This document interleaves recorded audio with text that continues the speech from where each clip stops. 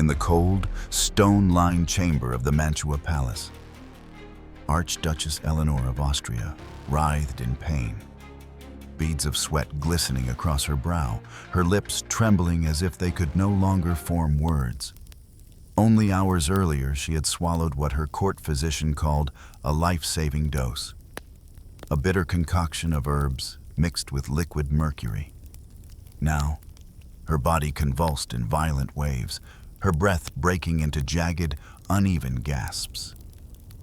Was this the tragic error of Renaissance medicine, or the final stroke of a plot carefully buried beneath courtly decorum? Tonight, we pull back the velvet curtain on one of the Habsburg dynasty's most unsettling mysteries: the death of a royal bride far from her homeland.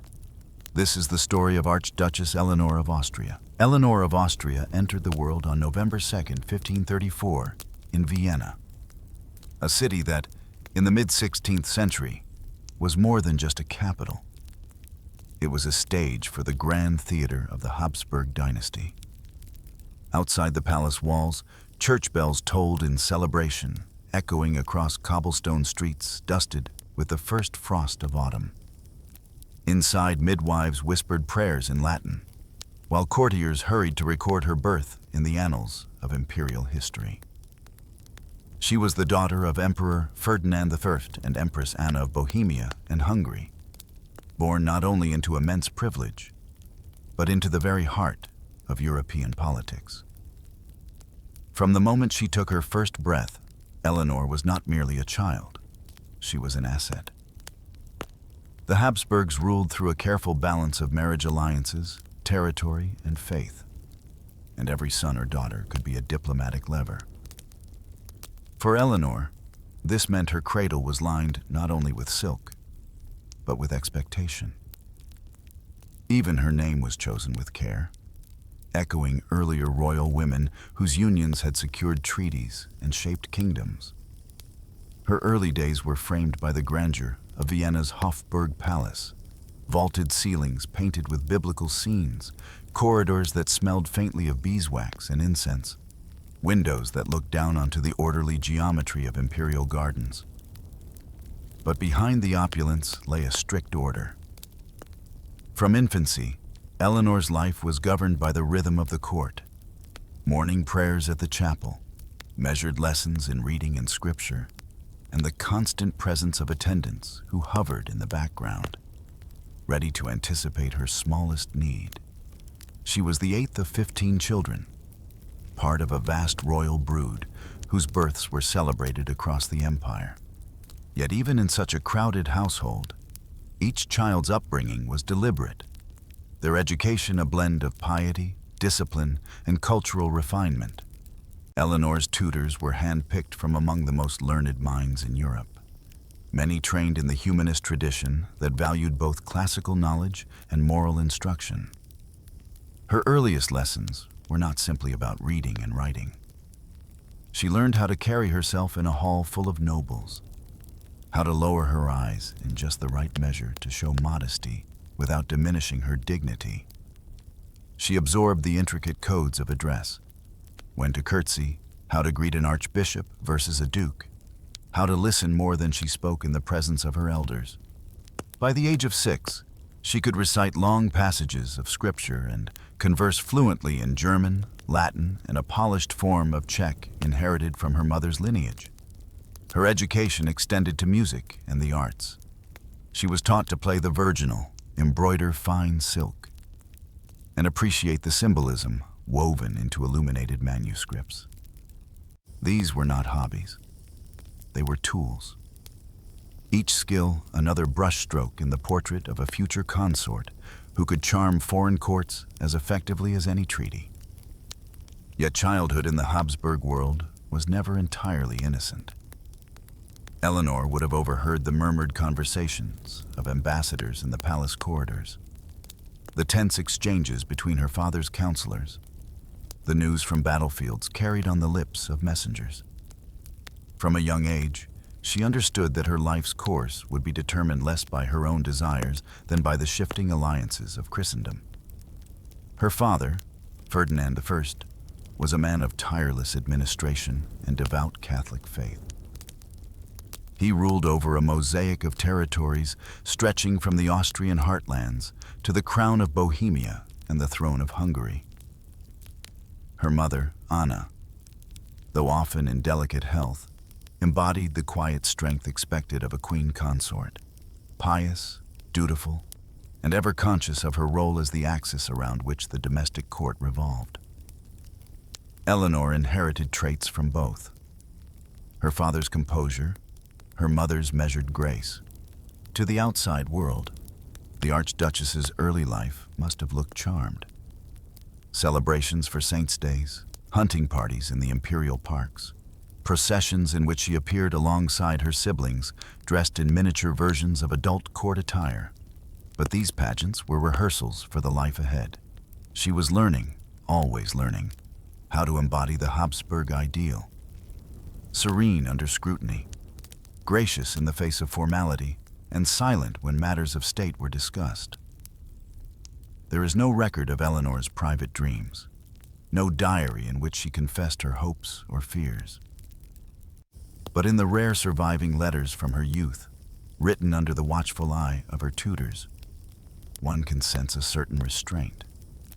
Even as a child, her words were careful, her tone deferential. She was being trained not only in diplomacy, but in self-containment, a skill that would later serve her and also isolate her in a marriage far from the familiar streets of Vienna. In those formative years, Eleanor moved through a world of ceremony and shadows, never doubting that her path would lead beyond the borders of Austria.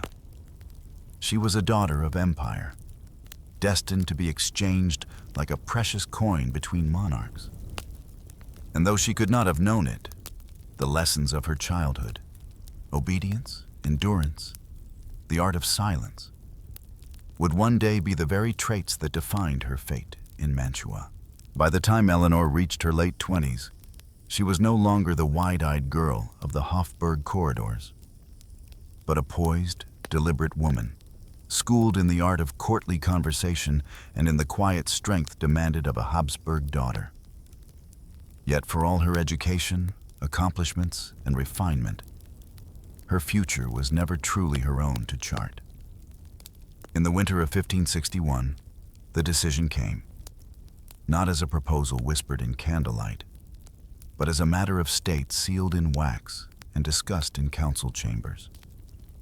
She would be married to William I, Duke of Mantua. The match, like so many before in her family, was not born of love but of necessity, forged to cement a delicate political alliance between the Austrian Habsburgs and the Gonzaga family, who ruled the small but strategically placed Duchy of Mantua in northern Italy. The negotiations had been precise, even clinical. Mantua was a jewel in the patchwork of Italian states, its position along the Po River, making it a valuable ally for controlling trade routes and serving as a buffer against French ambitions. In return, the marriage would bring the Gonzagas closer to the towering prestige of the Habsburg Empire, a connection worth more than gold. Eleanor, as an archduchess of unimpeachable lineage, was the perfect token to seal this pact. Preparations for the union were lavish, as befitted a daughter of an emperor. Seamstresses in Vienna worked for months on her trousseau. Gowns of brocade and velvet embroidered with gold thread, sleeves lined with sable, veils light as air. Jewels from the imperial treasury were selected, a necklace of pearls the size of dove's eggs, emerald rings, and a girdle clasped with diamonds. Portraits were commissioned to be sent to Mantua, so that her future husband could see the bride who would bind his fortunes to hers. The wedding itself was a spectacle designed not just to unite two people, but to proclaim the strength of two realms. In the great cathedral of Vienna, candles blazed in their thousands, casting a golden glow over frescoed walls. Nobles from across the empire gathered beneath soaring arches, their silks rustling like the wind through a forest. Eleanor stood at the altar, her expression serene, the product of years of training in the art of composure. Beside her, William, handsome in the Italian style, with dark, curling hair and the easy confidence of a man accustomed to flattery, spoke his vows in a voice that carried through the nave. Yet beneath the splendor, there was an unmistakable hollowness. In the formal portraits painted of that day, Eleanor's gaze is steady, but it does not reach her eyes. This was not the beginning of a love story. It was the execution of a strategy. The marriage contract, drawn up in meticulous detail, outlined dowries, territorial claims, and the political obligations of both families. The emotional life of the bride and groom was not a subject for discussion. Within weeks, Eleanor left the familiar rhythms of Vienna for the sunlit courts of Mantua. The journey south was both triumphant and bittersweet. She traveled in a procession worthy of a queen, coaches drawn by white horses, heralds announcing her passage, towns festooned with banners. But each mile carried her farther from the snow-dusted courtyards of her childhood. Mantua, when she arrived, was a place of undeniable beauty. The city's palaces rose from the water like stone lilies, their facades adorned with frescoes and loggias. The court was smaller than Vienna's, but no less ceremonial, steeped in the arts and the pageantry of the Italian Renaissance. Poets recited verses in her honor. Musicians played in candlelit halls. The ducal kitchens prepared feasts of pheasant, sweetmeats, and rare fruits. Yet from the outset, Eleanor sensed her place here was ornamental rather than influential. The Gonzaga court was William's domain, and his mother and advisors held the true reins of power. While she was treated with the respect due to her rank, her voice carried little weight in the affairs of the duchy. She fulfilled her role as hostess with grace, appearing at banquets, receiving foreign envoys, and presiding over religious festivals. But behind the scenes, decisions were made without her consultation. Her letters home, some of which survive in fragments, reveal a tone of restraint, but also a yearning for the familiarity of Austria. She wrote of the soft, foreign air that never quite felt like her own, of the unfamiliar tongues spoken around her, and of the way she sometimes dreamed in German, only to wake to a world where no one else did. William, though courteous in public, was a man of restless appetites. His charm was well known, as were his frequent absences, ostensibly for matters of state, but often whispered to be for more personal diversions. Eleanor, trained in the discretion of her station, did not protest publicly. She smiled when required, kept her composure when the Duke's name was linked to others, and retreated into the private apartments allotted to her. In Mantua, she was both elevated and isolated, adorned in jewels, surrounded by courtiers, yet far from the corridors where her counsel might matter. Her marriage had fulfilled its political purpose the moment the vows were spoken. What remained for Eleanor was to embody the alliance, a living symbol of Habsburg grace in a court that saw her more as a bond than a partner. And though she could not yet know it, the same currents of diplomacy that had carried her here would do little to protect her when the tides of fortune began to shift. The distance from Vienna was not only measured in miles. It was in influence, in safety, and in the quiet erosion of a voice that had never truly been hers. By the time Eleanor reached her late 20s, she was no longer the wide-eyed girl of the Hofburg corridors, but a poised, deliberate woman, schooled in the art of courtly conversation and in the quiet strength demanded of a Habsburg daughter. Yet for all her education, accomplishments, and refinement, her future was never truly her own to chart. In the winter of 1561, the decision came, not as a proposal whispered in candlelight, but as a matter of state sealed in wax and discussed in council chambers. She would be married to William I, Duke of Mantua. The match like so many before in her family, was not born of love but of necessity, forged to cement a delicate political alliance between the Austrian Habsburgs and the Gonzaga family, who ruled the small but strategically placed Duchy of Mantua in northern Italy. The negotiations had been precise, even clinical. Mantua was a jewel in the patchwork of Italian states, its position along the Po River, making it a valuable ally for controlling trade routes and serving as a buffer against French ambitions. In return, the marriage would bring the Gonzagas closer to the towering prestige of the Habsburg Empire. A connection worth more than gold. Eleanor, as an archduchess of unimpeachable lineage, was the perfect token to seal this pact. Preparations for the union were lavish, as befitted a daughter of an emperor. Seamstresses in Vienna worked for months on her trousseau. Gowns of brocade and velvet embroidered with gold thread, sleeves lined with sable, veils light as air. Jewels from the imperial treasury were selected, a necklace of pearls the size of dove's eggs, emerald rings, and a girdle clasped with diamonds. Portraits were commissioned to be sent to Mantua, so that her future husband could see the bride who would bind his fortunes to hers. The wedding itself was a spectacle designed not just to unite two people, but to proclaim the strength of two realms. In the great cathedral of Vienna, candles blazed in their thousands, casting a golden glow over frescoed walls.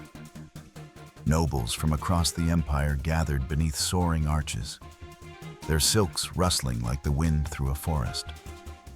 Eleanor stood at the altar, her expression serene, the product of years of training in the art of composure. Beside her, William, handsome in the Italian style, with dark, curling hair and the easy confidence of a man accustomed to flattery, spoke his vows in a voice that carried through the nave. Yet beneath the splendor, there was an unmistakable hollowness. In the formal portraits painted of that day, Eleanor's gaze is steady, but it does not reach her eyes. This was not the beginning of a love story. It was the execution of a strategy. The marriage contract, drawn up in meticulous detail, outlined dowries, territorial claims, and the political obligations of both families. The emotional life of the bride and groom was not a subject for discussion. Within weeks, Eleanor left the familiar rhythms of Vienna for the sunlit courts of Mantua. The journey south was both triumphant and bittersweet. She traveled in a procession worthy of a queen, coaches drawn by white horses, heralds announcing her passage, towns festooned with banners. But each mile carried her farther from the snow-dusted courtyards of her childhood. Mantua, when she arrived, was a place of undeniable beauty. The city's palaces rose from the water like stone lilies, their facades adorned with frescoes and loggias. The court was smaller than Vienna's, but no less ceremonial, steeped in the arts and the pageantry of the Italian Renaissance. Poets recited verses in her honor. Musicians played in candlelit halls. The ducal kitchens prepared feasts of pheasant, sweetmeats, and rare fruits. Yet from the outset, Eleanor sensed her place here was ornamental rather than influential. The Gonzaga court was William's domain, and his mother and advisors held the true reins of power. While she was treated with the respect due to her rank, her voice carried little weight in the affairs of the duchy. She fulfilled her role as hostess with grace, appearing at banquets, receiving foreign envoys, and presiding over religious festivals. But behind the scenes, decisions were made without her consultation. Her letters home, some of which survive in fragments, reveal a tone of restraint, but also a yearning for the familiarity of Austria. She wrote of the soft, foreign air that never quite felt like her own, of the unfamiliar tongues spoken around her, and of the way she sometimes dreamed in German, only to wake to a world where no one else did. William, though courteous in public, was a man of restless appetites. His charm was well known, as were his frequent absences, ostensibly for matters of state, but often whispered to be for more personal diversions. Eleanor, trained in the discretion of her station, did not protest publicly. She smiled when required, kept her composure when the Duke's name was linked to others, and retreated into the private apartments allotted to her. In Mantua, she was both elevated and isolated, adorned in jewels, surrounded by courtiers, yet far from the corridors where her counsel might matter. Her marriage had fulfilled its political purpose the moment the vows were spoken. What remained for Eleanor was to embody the alliance, a living symbol of Habsburg grace in a court that saw her more as a bond than a partner. And though she could not yet know it, the same currents of diplomacy that had carried her here would do little to protect her when the tides of fortune began to shift. The distance from Vienna was not only measured in miles. It was in influence, in safety, and in the quiet erosion of a voice that had never truly been hers. By the early 1590s, the signs of Eleanor's fading strength were becoming impossible to ignore. The once resilient composure that had carried her through decades in a foreign court was being worn away by an unrelenting sequence of ailments. Small at first, but accumulating into something heavier. Something that left her breath shorter and her body slower. It began subtly, a persistent fatigue that clung to her even after long nights of rest. Occasional headaches that no prayer or compress could soothe. Bouts of dizziness that made the grand staircases of the Mantua Palace seem suddenly treacherous. At first, these symptoms were brushed aside as the effects of age. Eleanor was in her mid-50s, a respectable age for her time. But as the months passed, the ailments multiplied and deepened. Court physicians were summoned, each arriving with the authority of his craft and the confidence of someone trained in the modern medicine of the Renaissance. Their diagnoses were vague: imbalances of the humors, a congestion of the brain, a heaviness of the spleen. They prescribed the era's standard remedies: bleeding to release excess blood, purging to cleanse the body of imagined toxins, and an endless variety of medicinal drafts brewed from herbs, roots, and metals. It was the metals, especially, that marked the difference between harmless ritual and genuine danger. In the 16th century, substances like antimony, arsenic, and mercury were not viewed as poisons, but as powerful tools, capable, if administered properly, of purging illness and restoring balance. Eleanor, like many nobles of her time, trusted her physicians implicitly. The authority of their words, wrapped in the language of learned Latin, left little room for doubt. Her daily routine began to revolve around treatments. She would sit in her private chambers, the curtains drawn to dim the glare of daylight, as servants brought small gilded cups filled with bitter concoctions. Some were infused with cinnamon or honey to disguise the acrid metallic taste. Others were taken quickly, without pretense, chased by water drawn from the palace well. At times, the medicines seemed to bring brief relief. Her headaches dulled, her stomach eased. But the respite never lasted. As her condition worsened, so too did the whispers. In the tightly woven network of Mantua's court, health was not just a private matter. It was political currency. The Duchess's absence from a feast, her early departure from a procession, the pallor of her complexion, each was noted, repeated, and interpreted. Some said the years of solitude had worn her spirit thin. Others speculated about the strain of her marriage, the lack of an heir, the silent weight of being a foreign-born duchess in a city that had never fully embraced her. Eleanor herself remained outwardly composed, but in the privacy of her apartments, the toll was clear. There were days when she could barely rise from her bed, when the act of dressing in the layers of brocade and velvet required for public appearances left her trembling. On those days, she would receive visitors reclining on a chaise, a thin shawl drawn over her shoulders, her voice softer than they remembered. In an effort to restore her, the physicians grew bolder. They increased the frequency of her purges, prescribed heated poultices for her temples, and introduced stronger compounds into her tonics. Mercury, in particular, was favored for its supposed ability to drive out impurities from the body. No one yet understood that its shimmering allure concealed a lethal nature, that the very substance meant to heal was capable of seeding the slow poison of collapse. The treatments themselves could be as taxing as the illnesses they sought to cure. A session of bloodletting might leave her lightheaded for days. The more potent elixirs brought waves of nausea that made it difficult for her to eat, deepening the cycle of weakness. Her appetite, once modest but steady, became erratic. Some days she ate almost nothing. Other days, craving rich foods her body could no longer digest without pain. And still, Eleanor persisted in her duties as best she could. She attended Mass, her steps careful but deliberate.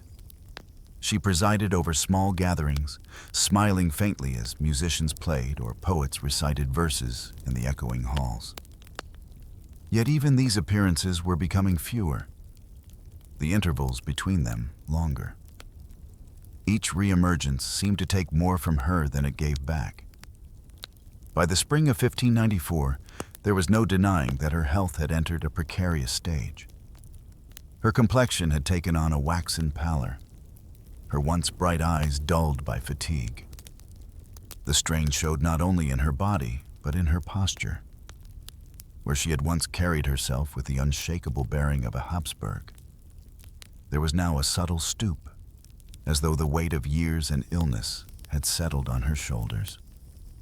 The court, sensing the shift, began to prepare in its own quiet way. Attendants moved more softly in her presence. The Duke's advisors discussed contingencies in private. The palace chaplain visited more often, his conversations with Eleanor lingering longer, his prayers spoken with deeper gravity. For Eleanor, the days blurred into one another, moments of clarity and comfort woven between long stretches of pain and exhaustion. Yet, as she would soon discover, the remedies prescribed for her salvation were poised to hasten her end, and the summer that followed would bring not recovery, but a final, irreversible descent. The summer of 1594 descended on Mantua with a heavy, breathless heat. The lakes surrounding the city shimmered under the sun, their waters sluggish and thick, and the air in the narrow streets seemed to hang motionless between the ochre walls. Inside the ducal palace, the oppressive warmth was only slightly eased by the thick stone, and even the shaded loggias carried a weight that pressed on the lungs. For Archduchess Eleanor, whose body was already weakened by months of illness, the season would prove to be her last. In July, her symptoms intensified sharply. The headaches she had endured for years grew into something more brutal, pulses of pain that made her close her eyes against the light and press cold cloths to her temples. She began to experience fevers that rose and fell unpredictably, leaving her alternately shivering under blankets and throwing them off in sudden sweats. Meals became trials. Some days she refused all food, others she could manage only small portions before waves of nausea forced her to stop. By the first week of August, her attendants had grown quietly alarmed. They spoke in low voices outside her chamber, weighing the risk of sending word to Vienna versus the fear of admitting how dire her condition had become. The court physicians, summoned more frequently now, disagreed on both the cause and the cure. Some claimed it was an inflammation of the brain, others a corruption of the stomach, Still others, a dangerous imbalance of the humors brought on by the summer heat. One physician, a trusted figure in Mantua for over a decade, insisted that the Archduchess's body was holding impurities that must be expelled at once. He proposed a decisive intervention, a concentrated dose of a herbal decoction infused with liquid mercury. In the medical thinking of the time, such a treatment was not unusual. Mercury was believed to draw sickness from the body, to burn away the hidden causes of fevers and restore the patient's natural balance. But it was also recognized, if only dimly, that too much could be dangerous. The physician argued for urgency. "We must act now," he is recorded to have told the Duke's advisors. "The illness grips her tightly. If we wait, it will not let go." There was no time, it seemed, for caution. Preparations began at once. On the morning of August 5th, Eleanor was moved to a cooler chamber within the palace, its shutters drawn against the glare. The smell of crushed herbs and metal rose from the small brazier where the remedy was being warmed. Servants stood silently, their eyes lowered, as the physician stirred the thickened liquid in a silver cup, murmuring reassurances about its potency. When the draught was brought to her, Eleanor accepted it without protest. She had endured countless remedies in her lifetime, each promising relief, each an act of faith in the authority of those who claimed to heal her. She raised the cup, its contents bitter and metallic on her tongue, and swallowed it slowly, her face tightening at the taste. For a brief time, nothing happened. She rested back against the pillows, eyes half closed, the murmurs of her attendants fading into the background. But within an hour, the change began. A sudden wave of nausea struck her, so forceful that she clutched at the edge of the bed. Her breath grew rapid and shallow, her skin clammy.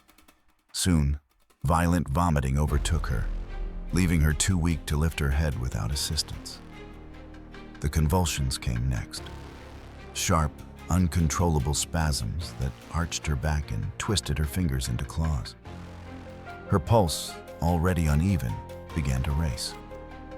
Witnesses described her eyes as glassy, unfocused, as if she were looking past them into some faraway place. The physician urged patience, insisting that the reaction was a sign the remedy was drawing out the illness. But within the closed circle of servants and guards, the atmosphere shifted from hope to dread. By late afternoon, her fever had spiked dangerously. Cold compresses were applied to her forehead and wrists, but they did little to bring relief. Her breathing came in ragged bursts, each one sounding as though it might be the last. Even in her delirium, she seemed aware of her peril. At one point, she clutched the hand of a lady in waiting and whispered something in German, words that would later be remembered only as, "Tell them, home." Outside the chamber, the palace went on with its routines. Messengers arriving from neighboring states, kitchen fires stoked for the evening meal. But inside, the day had narrowed to the slow, terrible unraveling of one life. The life-saving potion had done nothing to ease her suffering. If anything, it had accelerated her descent. As the shadows lengthened, the question that would haunt her story took shape in the minds of those who served her. Was this simply the cruel ignorance of Renaissance medicine? Or had someone, somewhere in the machinery of Mantua's court, intended the dose to be fatal? It was a question no one dared to speak aloud, at least not yet. The Archduchess still breathed, but each breath was a step closer to the silence that awaited her before night's end. The air inside the palace seemed heavier that afternoon, as if the summer heat had seeped into the very stones. Servants moved quietly along the corridors, their eyes lowered, sensing an unspoken urgency. Behind the carved oak doors of her private chamber, Archduchess Eleanor lay propped up against embroidered cushions, her skin pale yet glistening with a thin sheen of sweat. She had been unwell for days, her breath shallow, her strength ebbing. But no one suspected that the next few hours would seal her fate. The court physician, summoned yet again, arrived carrying a small porcelain vessel. Inside was a dark, metallic liquid with a sharp, almost medicinal scent. Mercury, mixed with ground herbs. In the medical thinking of the late Renaissance, such concoctions were often given to purge corrupt humors from the body. To those who trusted the traditions of Galenic medicine, it was a cure. To modernize, it was a death sentence poured into a cup. Eleanor, exhausted and trusting, accepted the draft. Her fingers trembled as she brought it to her lips, the bitterness forcing a slight grimace. She swallowed obediently, unaware that the so-called medicine would not heal her. It would hasten her end. The physician lingered only briefly before leaving, murmuring reassurances to her ladies-in-waiting. For a short while, nothing happened. The room settled into an uneasy quiet, broken only by the faint hum of cicadas from the palace gardens. Then, without warning, Eleanor's breathing became ragged, her chest heaving in uneven bursts. A spasm rippled through her body, and her hands clutched desperately at the silk sheets as if anchoring herself to the world. Her ladies panicked, calling for the physician, who returned to find the Archduchess twisting in pain, her face contorted. The metallic tang of mercury lingered in the air, mingling with the scent of lavender water hastily splashed onto her skin. A servant ran to fetch ice, pressing it to her temples, while another fanned her rapidly with a gilded fan, the gold leaf catching the dim light. But Eleanor's eyes, wide, unfocused, seemed to be looking far beyond the walls of the room. The convulsions came in waves, each more violent than the last. Her breath shortened to desperate gasps, then faltered into long, shuddering pauses. Somewhere outside, a bell tolled the hour, each strike echoing through the chamber like a grim countdown. The physician muttered instructions, his voice betraying a hint of fear, but no remedy could reverse the poison already coursing through her blood. In those final moments, Eleanor's gaze softened, the tension in her hands loosening as if she had surrendered to the inevitable. A single tear slid down her temple, vanishing into her hair. Her lips parted, perhaps to speak, but no sound emerged. The last breath left her quietly, almost gently, in stark contrast to the violence of her final struggle. The room froze. No one moved. The only sound was the faint flutter of the curtains as a breeze slipped through the half-open window, stirring the air heavy with grief and confusion. Somewhere in the palace, the news began to spread in whispers. A royal bride, gone at 59, her life ended far from the land of her birth. In the days to come, official word would speak of illness, of a body too frail to survive the summer heat. But those who stood in that room, who saw the metallic sheen in the cup and the way death claimed her in mere hours, could not help but wonder, was it simply the tragic failure of Renaissance medicine? Or the perfect crime hidden in plain sight? The bells of Mantua tolled in low, deliberate peals, their echoes rolling through narrow streets, still damp from the night's rain. The sound carried a weight that pressed down on the city, as if the air itself knew it must tread softly. Draped in black, the palace courtyard had been transformed into a corridor of mourning. Thick tapestries, muffled footsteps, and the scent of melting beeswax candles clung to the cold morning air. Archduchess Eleanor's coffin lay at the center, carved from dark walnut and adorned with delicate silver fittings. Atop it rested her Habsburg crest, flanked by lilies and rosemary, their fragile fragrance struggling against the heavier smell of incense. She did not return to Vienna in life. Now she would not return in death. Her body would rest here, in the foreign soil that had been both her home and her exile. In the crowd, courtiers stood in solemn clusters, their expressions fixed into masks of decorum. There were no public displays of grief. The etiquette of Renaissance courts demanded stillness even when hearts broke beneath the surface. Yet, in the corner near the chapel door, Eleanor's former ladies-in-waiting wept silently into their veils. They had dressed her that final morning, smoothing her hair into the same soft braids she had worn as a bride, tucking a small cross into her hands as if to guide her into the next world. A choir sang from the gallery above, their voices weaving a tapestry of Latin requiem chants. The harmonies rose and fell like a tide, at times swelling with such force it seemed they might break against the stone walls.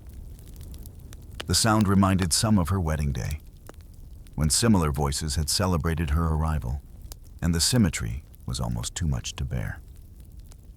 Outside the palace, citizens gathered, straining for glimpses through the heavy gates. To them, Eleanor had been more than a distant princess.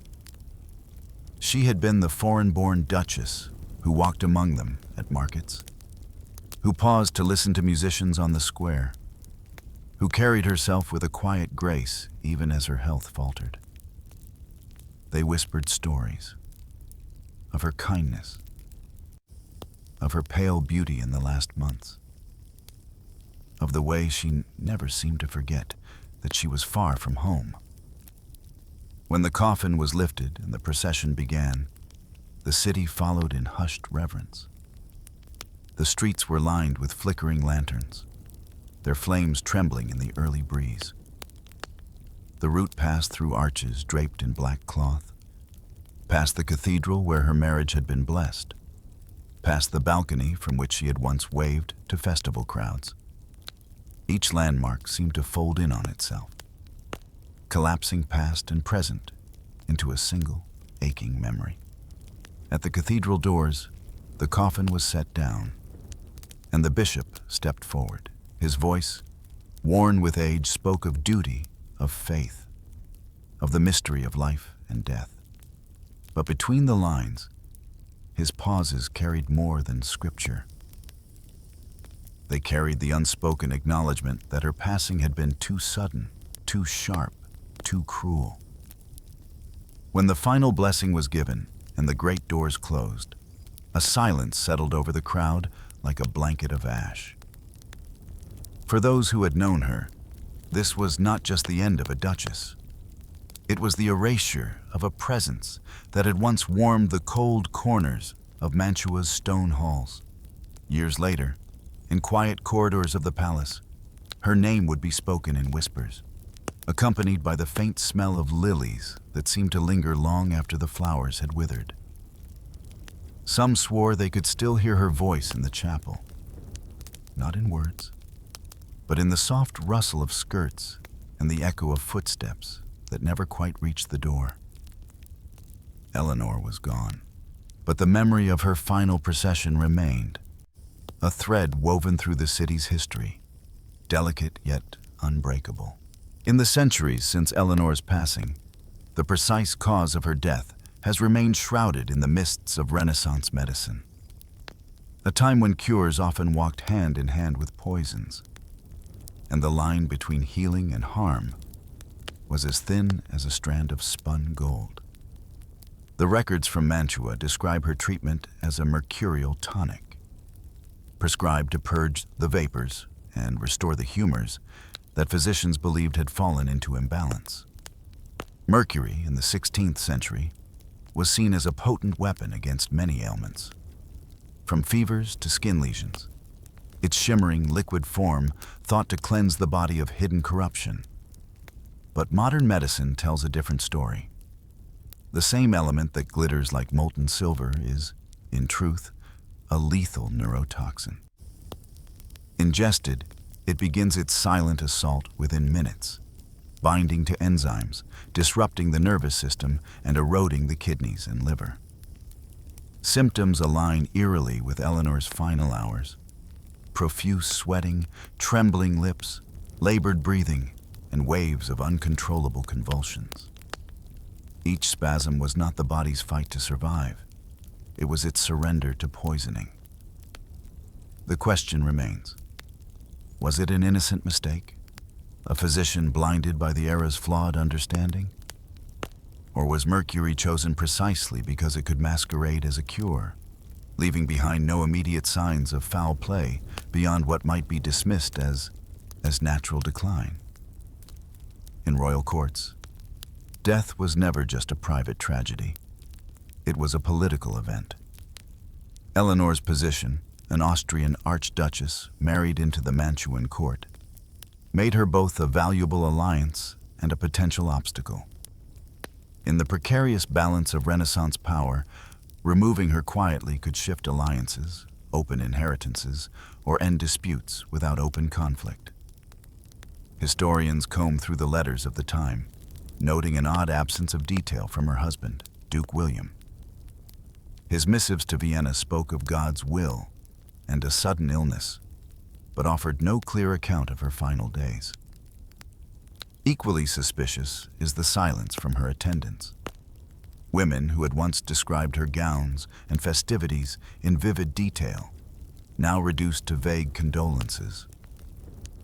Forensic science cannot exhume the truth.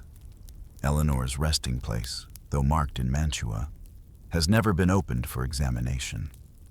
But toxicologists agree, even a single dose of mercury sufficient to match the life-saving remedy described in her records could have been fatal, especially for someone already weakened by years of ill health. And yet, perhaps the tragedy lies not in deliberate malice, but in the cold, impersonal nature of the era's medicine. Eleanor's fate mirrors countless others in history, patients who entrusted their lives to treatments we now know were deadly.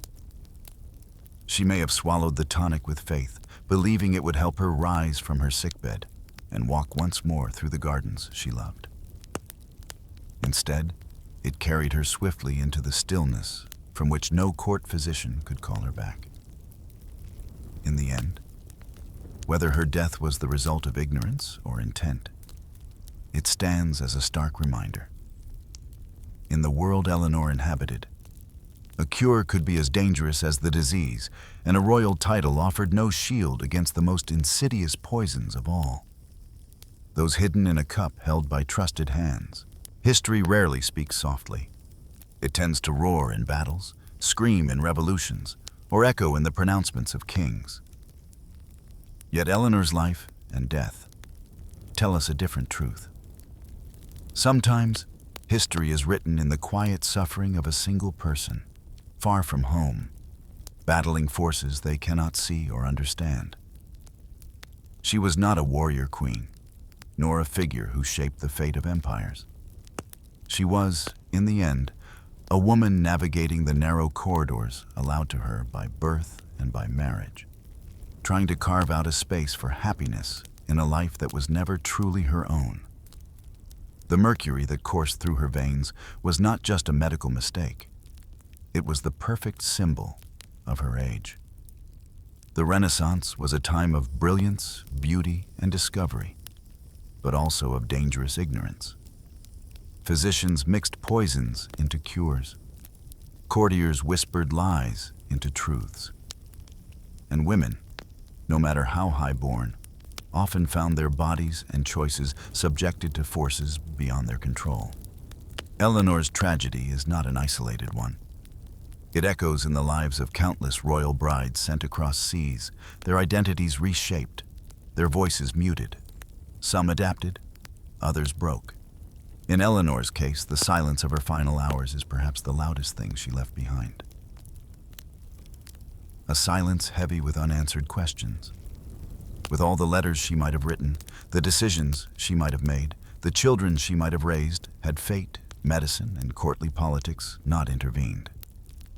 Her story challenges us to look beyond the gold-threaded portraits and jewel-encrusted crowns, to see the human being beneath, the one who felt cold in a strange bed, who smiled through discomfort to please a husband and a court.